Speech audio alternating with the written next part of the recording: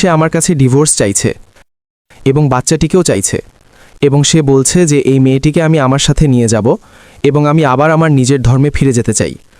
আমি যদি বাচ্চাটিকে দিয়ে দিই এবং সে তার নিজের ধর্মে ফিরে যায়, তাহলে আমার কি গুনাহ হবে নাকি হবে না? এটাই প্রশ্ন।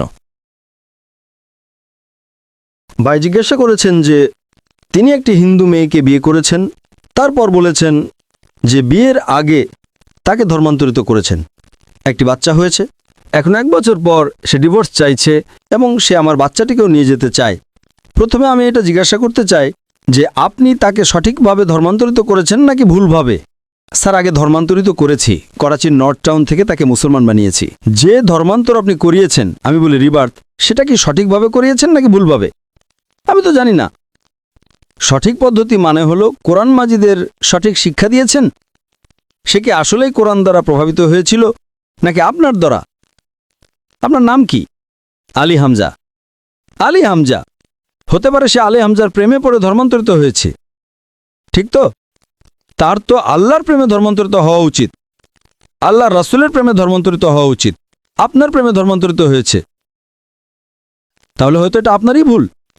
স্যার, ধর্মান্তরিত করার পর বাচ্চা হলো, সেই বাচ্চাটিকেও সে মন্দিরে নিয়ে যাবে। এখন ভুলটা কার? আপনি বলুন আমাকে, ভুলটা কার? ভুল আমার। হ্যাঁ, আপনারই। তাহলে আপনি আবার প্রশ্ন করছেন কেন? স্যার, প্রশ্ন হলো এখন অপারেশন হয়ে গেছে, প্লাস্টিক সার্জারি করতে হবে। আপনি তাকে আমার ক্যাসেট দেখান, আমার ভিডিও দেখান। স্যার, 1 বছর সে আপনার সাথে বিবাহিত ছিল, আপনি শতভাগ জানতেন যে সে শুধু নামমাত্র ধর্মান্তরিত হয়েছে।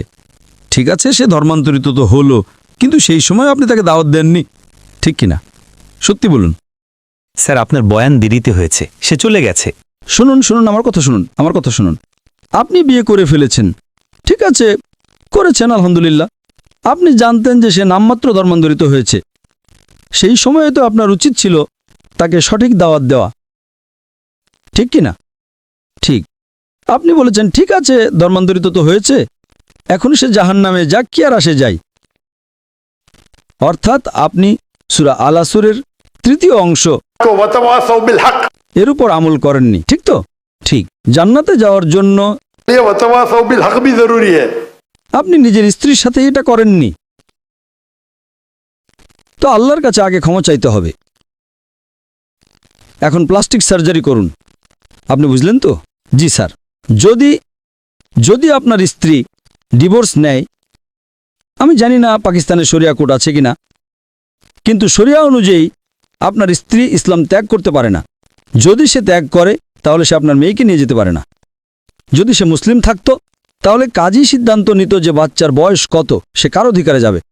কিন্তু কোনো কাজী ইসলামিক আদালতে একজন মুসলিম মেয়েকে কোনো অমুসলিম পুরুষ বা মহিলার কাছে পাঠাতে পারে না। কিন্তু স্যার, আদালত তো তার পক্ষেই রায় দিচ্ছে। হ্যাঁ, আদালত পাকিস্তানের আদালত। আমি তো ভেবেছিলাম পাকিস্তান শরিয়া অনুসরণ করে। না, আমি ভেবেছিলাম মালয়েশিয়াতে, মাশাআল্লাহ, মালয়েশিয়াতে অনেক এমন ঘটনা ঘটে। যদি কোনো মুসলমান বলে আমি অমুসলিম হতে চাই, তাহলে অনুমতিই নেই। কি বলবে? আপনার কাউন্সেলিং প্রয়োজন। আপনি একবার নিজের ইচ্ছায় মুসলমান হওয়ার সিদ্ধান্ত নিয়েছেন, এখন বলছেন আমি অমুসলিম হতে চাই। কিভাবে হতে পারেন ভাই? কাউন্সেলিং, 6 মাস কাউন্সেলিং, আবার আসলে আবার কাউন্সেলিং। আপনি বুঝলেন তো? জি স্যার, এ কারণে আমি মালয়েশিয়াকে বেছে নিয়েছি, বুঝলেন তো?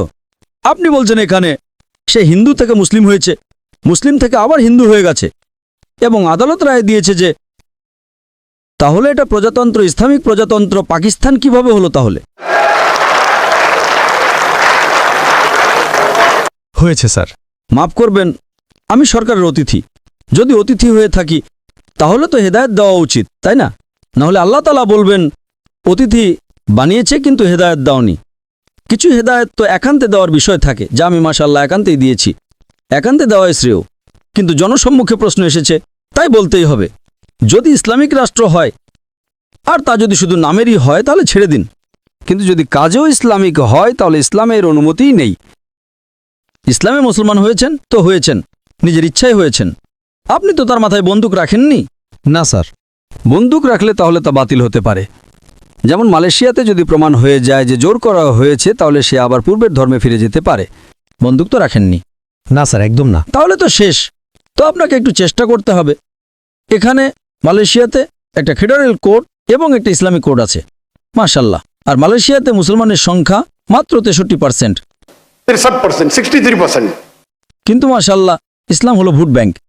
তো যখন আমার কাছে 15টা দেশ থেকে দাওয়াত এলো যে সে এখানে থাকুন ওখানে থাকুন, তখন আমি তো তদন্ত করব, তাই না?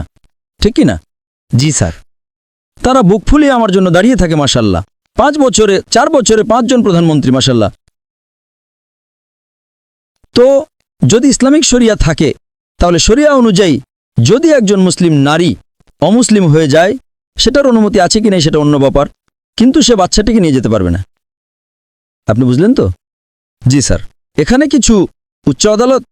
আপনার আইনজীবী হয়তো শক্তিশালী নন, একজন ভালো ইসলামিক আইনজীবী ধরুন।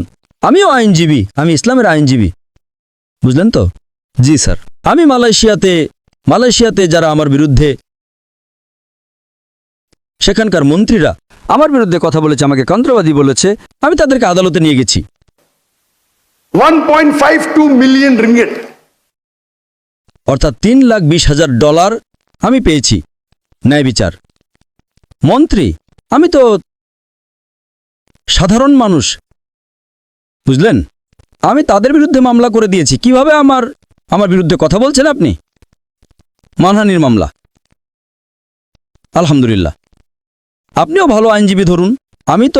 আমার আইনজীবীরা ভালো ছিলেন, কিন্তু আমি নিজেও মাশাল্লাহ আদালতের ভিতরে আমি নিজেই, আমার আইনজীবীরা বলেন মাশাল্লাহ আপনি যা বলেছেন আমাদের তো আর কথা বলার প্রয়োজন পড়েনি। প্রথমবার আমি আদালতে কথা বলেছি, আয় হয়েছে $320,000. আপনি একটু রূপান্তর করে দেখুন কত হবে। 10 কোটি রুপি পেয়েছি। সব টাকা আমি ফিলিস্তিনের জন্য দান করে দিয়েছি, সব টাকা। আমি দোয়া করি যে আল্লাহ তাআলা আপনাকে সাহায্য করুন, আপনাকে এবং আপনার স্ত্রীকে হেদায়েত দিন, যাতে সঠিক পথে আসতে পারেন। ঠিক আছে।